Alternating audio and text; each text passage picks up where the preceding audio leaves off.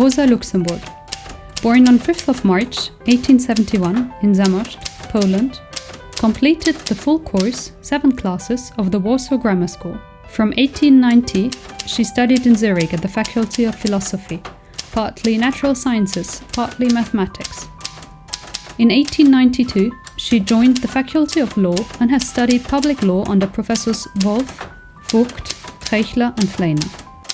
Already as a schoolgirl, Rosa had to experience how revolutionary socialists were imprisoned in the nearby citadel of Warsaw, sent to forced labor, and hanged. Among them were also young women. Rosa Luxemburg understood the world must be changed. Like her friends Adolf Varsky and Julian Marszlewski, she joined a revolutionary circle led by the roofer Marcin Kaszprak, who maintained contacts with socialist circles in Poland and Russia. They rejected individual terror. A mass organization like the German Social Democracy served as a model for them.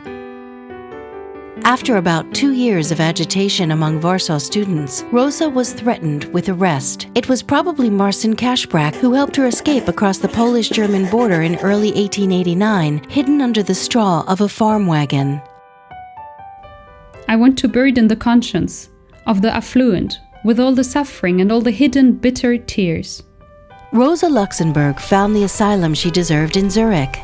The University of Zurich was one of the few in Europe to open its doors to female students. In addition, Zurich had a politically interesting and well-stocked library. Half of the women students were Russian. The work, the hard-intensive work that takes up all of one's brain and nerves, is the greatest pleasure in life.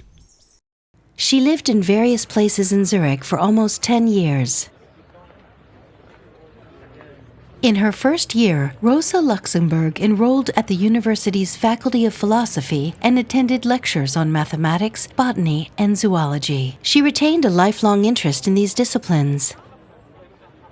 From 1890 onwards, she studied political science, economics, and history. During her studies in Zurich, Rosa Luxemburg came into contact with leading Polish and Russian Marxists such as Georg Plekhanov, Vera Sasselich, Paul Axelrod, and many others. Among her fellow students were her friends from Warsaw, such as Julian Marszlewski and Adolf Warszawski, as well as the young revolutionary Leo Jugushas, who came from Vilna. Switzerland at that time enjoyed great freedom of opinion, also at the University of Zurich, even though Professor Wolf was a critic of Marxism. We are simply playing sport. I brought the worthy professor up to speed on what was for him a delicate subject, whereupon we proved to him with all the weapons of Marxism that he knew nothing at all about these things. We must do the University of Zurich justice of saying that, regardless of our performances, the faculty did not give either of us any difficulty in obtaining the doctorate. Rosa Luxemburg was a contributor to the Arbeiter Stimme, a journal published by Robert Seidel in Zurich, and she was already writing for Karl Kautsky's Neuzeit, a weekly journal of German social democracy published in Stuttgart. One of Rosa Luxemburg's first notable speeches was at the Third International Socialist Congress in 1893, where she tried in vain to win a mandate. Rosa, 23 years old at the time, was quite unknown outside 1 or 2 socialist groups in Germany and Poland. Her opponents had a hard time against her. I still see her, how she jumped up from the crowd of delegates and swung on a chair to make herself better heard. Small and looking very frail in a summer dress which cleverly concealed her physical disability, she represented her cause with such magnetism and such compelling words that the mass of the Congress, conquered and charmed, raised their hands for her admission. Comrades, for the first time Social Democrats from the parts of Poland that are subject to Russian rule are taking part in your Congress. The workers of Warsaw and Łódź sent their delegates from the dark realm of political despotism. Rosa was not only a brilliant speaker, she also impressed with her work at the university. She was proud and happy when her dissertation was sent to her in print. It looks pretty, doesn't it? I have to admit my heart quivered and I blushed as I was opening the package. The dissertation can be credited with a full command of the subject matter, great accuracy, great reasoning power. It unlocks the subject without ever becoming long-winded and testifies for theoretical talent as well as a practical view. The style is rather poor.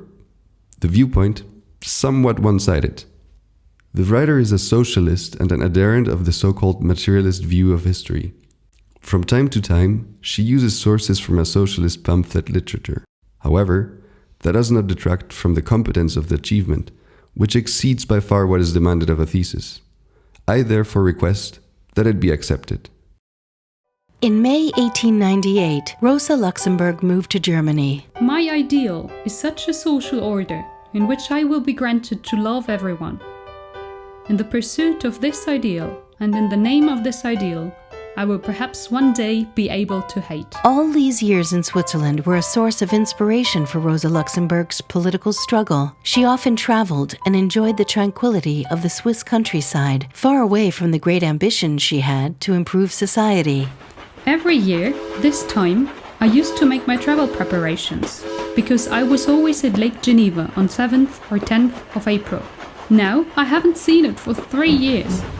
What a surprise it is to suddenly find oneself hovering over the big blue surface of the lake, after the dull stretch from Bern to Lausanne, and after a last terribly long tunnel.